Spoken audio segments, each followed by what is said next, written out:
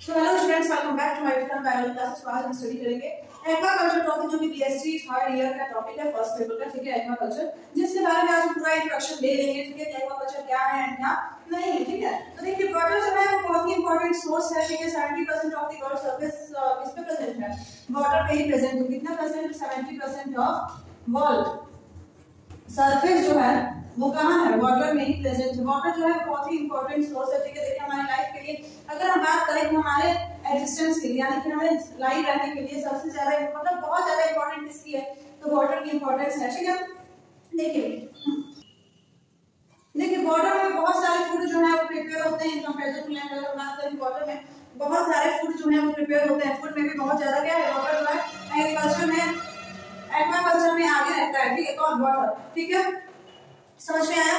अच्छा देखिए, तो आई होप आप लोगों ने चैनल को सब्सक्राइब कर लिया, और नहीं किया है तो चैनल को क्या करिए? सब्सक्राइब करिए, वीडियो को लाइक करिए, बेल आइकन क्या करिए? प्रेस करिए, और सबसे मोस्ट इंपॉर्टेंट चीज क्या करिए? शेयर करिए। ठीक है, शेयर करिए, सब्सक्राइब करिए, लाइक करिए और बेल आइकन को प्रेस करिए। ठीक है, तो देखिए fastest growing food producing sector जो है वर्ल्ड का, वो 50% of total fish captured in the world. ठीक है, देखिए FAO यानी कि फूड एग्रीकल्चर ऑर्गेनाइजेशन के अकॉर्डिंग एक्वाकल्चर जो है वो एक्वेटिक ऑर्गेनिज्म की फार्मिंग के लिए प्रोड्यूस मतलब है, जैसे कि फिश कल्चर के लिए, प्लांट कल्चर के लिए, ठीक है, मोलस्क के लिए, एक्वेटिक जो भी प्लांट्स सबके लिए एक्वाकल्चर बहुत ज्यादा इंपॉर्टेंट है। चलिए हम शुरू करते हैं हिस्ट्री ऑफ एक्वाकल्चर के बारे में स्टडी कर। थोड़ा सा हम हिस्ट्री जान लेते हैं एक्वाकल्चर की, कि क्या हिस्ट्री है इसके पीछे। ठीक है, एक्वाकल्चर के पीछे। So let's start.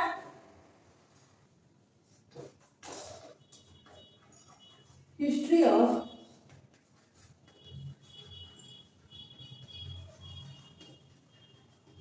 एक्वाकल्चर, इसकी हिस्ट्री, एक्वाकल्चर की हिस्ट्री। ठीक है, तो देखिए जिंक कल्टीवेशन जो है वो ओल्डेस्ट एक्वाकल्चर है। ठीक है, ओल्डेस्ट एक्वाकल्चर की अगर हम बात करें तो ओल्डेस्ट कौन है? जिंक कल्टीवेशन, जो कहां है? तो ये है इन कोरिया। देखिए 1920 में क्या होता था? जो भी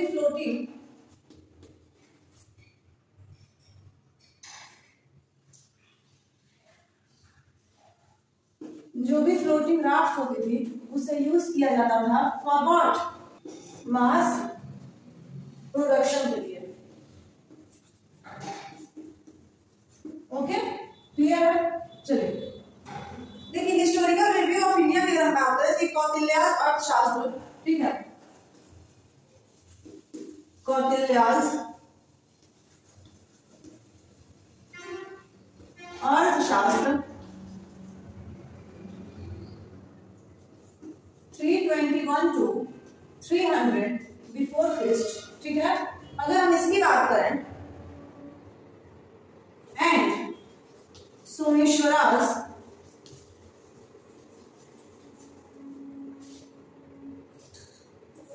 1127 AD, तो इन्हें किस चीज के लिए कंसर्न किया गया था? सो कंसर्न विथ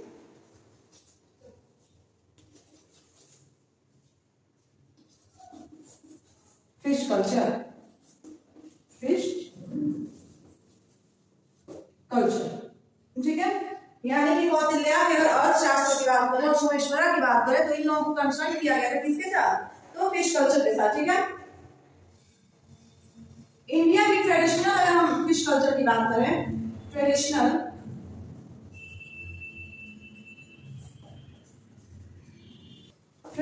फिश कल्चर जो है कहाँ पे? इंडिया में, मतलब किसमें किया जाता है ट्रेडिशनली?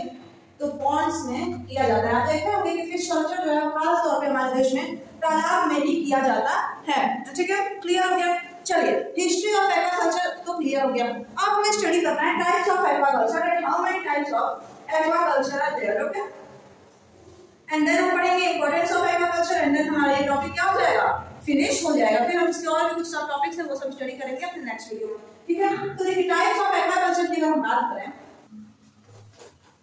नेक्स्ट टॉपिक है हमारा टाइप्स ऑफ वर्ड। इसके टाइप हमें स्टडी करने हैं।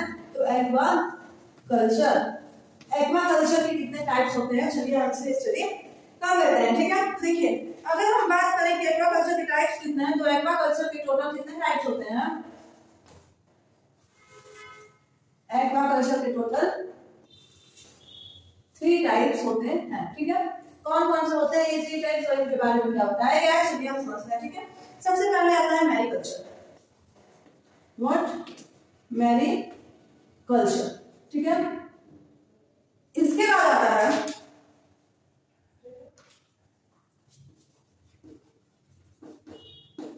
Brackish water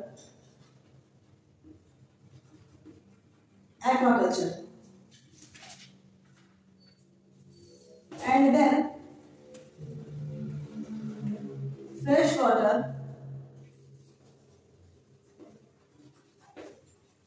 aquaculture। ठीक है, तो ये कुछ एक्वाकल्चर है, इसमें मैरीकल्चर, ब्रैकिश वाटर एक्वाकल्चर और फ्रेश वाटर एक्वाकल्चर। तो देखिए अगर हम मैरीकल्चर की बात करें तो ये जो होता है cultivation training of activity species in ocean और ओपन सी। कहाँ होता है? या तो ओशियन में होगा एंड और किसमें होगा? ओपन सी वाटर में ये कल्चर होता है। ठीक है, कौन सा? मैरीकल्चर। ठीक है, और इसमें क्या क्या कैरेक्टरिस्टिक होते हैं? तो देखिए, तो जो सेंट्रल मैरीन फिशरी इंस्टीट्यूट है, ठीक है, रिसर्च इंस्टीट्यूट कोची में है, ये फर्स्ट इंस्टीट्यूट था जिसमें कि डेवलपमेंट ऑफ मैरीकल्चर टेक्निक मतलब डेवलप किया था मैरीकल्चर टेक्निक। ठीक है, कौन सा इंस्टीट्यूट? तो marine fishery research institute, marine fisheries research institute, जो कहाँ है? कोची में है। यहाँ सबसे पहले क्या हुआ था? सबसे पहले यहाँ पे क्या हुआ था? तो मैरीकल्चर की कल्टीवेशन की गई थी। ठीक है, कहाँ है? मैरीन फिशरी रिसर्च इंस्टीट्यूट जो कहाँ है? कोची में है। ठीक है, और ये मैरीकल्चर जो है कहाँ पे कल्टीवेट होते हैं? तो ओशियन में या फिर ओपन सी वाटर में कल्टीवेट होते हैं। तो आई होप आप लोगों को मैरीकल्चर क्लियर हो गया होगा। So now we have to study about brackish water culture. देखिए मेन सोर्स होता है ब्रैकिश वाटर कल्चर का। इसे देखिए, इसे एक और नाम से जानते हैं, एस्टुराइन एक्वाकल्चर। ठीक है, किस नाम से जानते हैं? एस्टुराइन एक्वा कल्चर के नाम से भी जानते हैं। ठीक है, इनफैक्ट ये जो होते हैं इनमें और भी अगर हम कुछ कैरेक्टरिस्टिक की बात करें तो ये lakes of salt affected area में ग्रो करता है। ठीक है, मतलब ये एक्वाकल्चर जो है कहाँ पे ऐसा एक्वाकल्चर होता है? तो लेक्स में होता है एंड सॉल्ट अफेक्टेड एरियाज में ग्रो करता है। ठीक है, तो देखिए ब्रैकिश वाटर एक्वाकल्चर को हम एस्टुराइन एक्वाकल्चर के नाम से भी जानते हैं। ठीक है, लेक्स में ग्रो करता है, सॉल्ट अफेक्टेड एरियाज में ग्रो करता है। ठीक है, so now we have to study about third one, that is fresh water aquaculture. ठीक है, फ्रेश वाटर नाम से समझ में आ रहा है कहां ग्रो करेगा? तो फ्रेश वाटर में ग्रो करेगा। ठीक है, तो अगर हम बात करें लेक्स की, ponds, reservoirs, rivers and other inland water system। ठीक है, इन जगहों पे क्या करता है? ग्रो करता है। कौन? फ्रेश वाटर में जो भी एक्वाकल्चर। ठीक है, मतलब यहाँ पे इनकी कल्टीवेशन कराई जाती है। ठीक है, देखिए फ्रेश वाटर फार्मिंग जो है ना, ये बैकबोन ऑफ एक्वाकल्चर है। ठीक है, इंडिया में ये क्या है? Backbone of aquaculture. कौन है? तो वो है फ्रेश वाटर का फार्मिंग या फिर फ्रेश वाटर एक्वाकल्चर जो है वो इंडिया में बैकबोन ऑफ एक्वाकल्चर के नाम से हम इसे जानते हैं। ठीक है, तो देखिए फ्रेश वाटर एक्वाकल्चर कहाँ? लेक्स में, पॉन्ड्स में, reservoirs, reverse and other land water system. ठीक है, इंडिया में इसे बैकबोन ऑफ एक्वाकल्चर के नाम से जानते हैं, किसी को फ्रेश वाटर क्राफ्ट फार्मिंग को। ठीक है, जिसे फ्रेश वाटर एक्वाकल्चर के नाम से भी जानते हैं। ठीक है, क्लियर हो गया? कोई डाउट इसमें नहीं आया हो? अगर कोई डाउट होगा तो आप कमेंट कर दीजिएगा। अब हम इस टॉपिक का लास्ट पॉइंट पढ़ लेते हैं, इस चैप्टर का हम लास्ट टॉपिक पढ़ लेते हैं, that is importance of ecosystem, economic importance of aquaculture. Okay, so now we have to study about economic importance of aquaculture. So let's start. So now we have to study about economic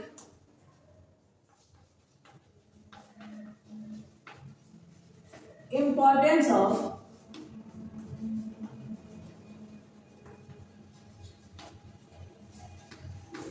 aquaculture. ठीक है, important क्या है, importance क्या है economically aquaculture का, चलिए हम इसे समझ लेते हैं. ठीक है, तो देखिए fish and other sea food are good source of protein. ठीक है, fish and other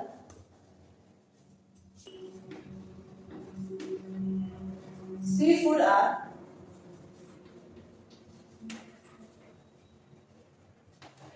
good source of protein. ठीक है, सेकंड पॉइंट क्या हो जाएगा, algae are slowly being developed into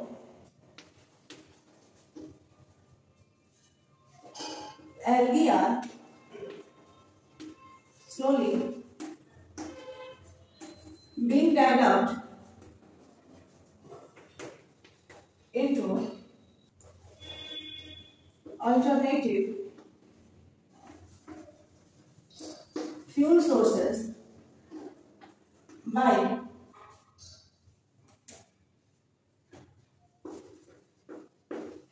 having them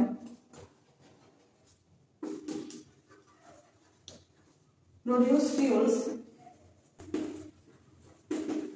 that can replace the contemporary fossil fuels.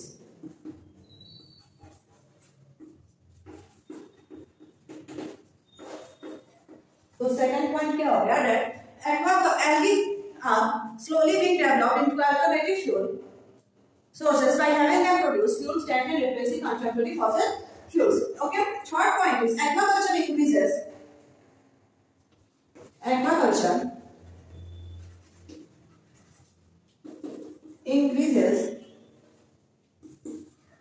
the number of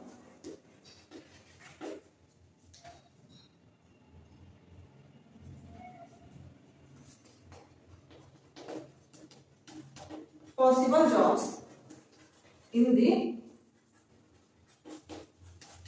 market. Okay, तो देखिए third point क्या है, aquaculture increases number of possible jobs in the market. तो देखिए यहाँ पे हम लोगों ने हमको स्टडी करना है टोटल 6 पॉइंट्स. इकोनॉमिक इंपॉर्टेंस के टोटल 6 पॉइंट्स डिस्कस करने हैं. फर्स्ट हम लोग डिस्कस कर लिया fish and other sea food are good source of protein. Second क्या था, algae are slowly being developed into alternative fuel sources by having them produce fuels that can replace the contemporary fossil fuels. And third one क्या था, तो aquaculture increases the number of possible jobs in the market. Okay, तो चलिए अब हम आते हैं fourth point पे, और 3 पॉइंट बचे हुए हैं, इन्हें हम डिस्कस करते हैं एंड देन हमारा चैप्टर क्या हो जाएगा, फिनिश हो जाएगा. ठीक है, फोर्थ पॉइंट की अगर हम बात करें तो फोर्थ पॉइंट हो जाएगा that aquaculture creates barrier against aquaculture creates barrier against pollution with mollusks and seaweed. ठीक है, फिफ्थ पॉइंट क्या हो जाएगा, देखिए टोटल 6 पॉइंट है, मैंने आप लोगों को बताया था. ठीक है, फिफ्थ पॉइंट क्या है, aquaculture provides sustainable use of sea resources. Aquaculture provides sustainable use of sea resources. And last sixth one is aquaculture also protects biodiversity.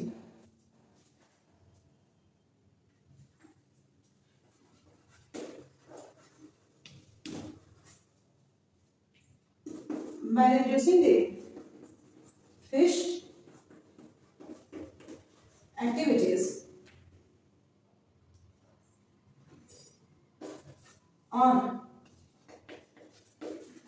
will stock in their ecosystem.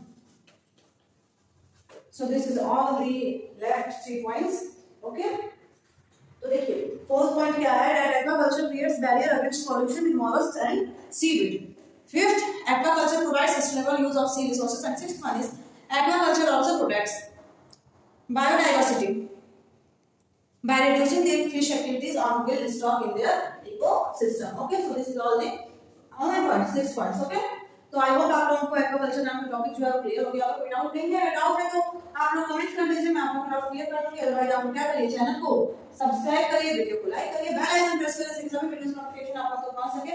और क्लास 9 से करते सभी students को plus BSc के जो भी बच्चे biology से बीएससी कर रहे हैं, ठीक है, जिनका सब्जेक्ट बॉटनी जूलॉजी है, बायोलॉजी से बीएससी कर रहे हैं, उनको फटाफट शेयर कर दीजिए, ठीक है। चलिए फिर हम मिलेंगे अपने नेक्स्ट वीडियो में नेक्स्ट टॉपिक के साथ, ठीक है। आप चैनल को सब्सक्राइब किया है, चैनल को बने रहिए कंटिन्यू। Okay, thank you.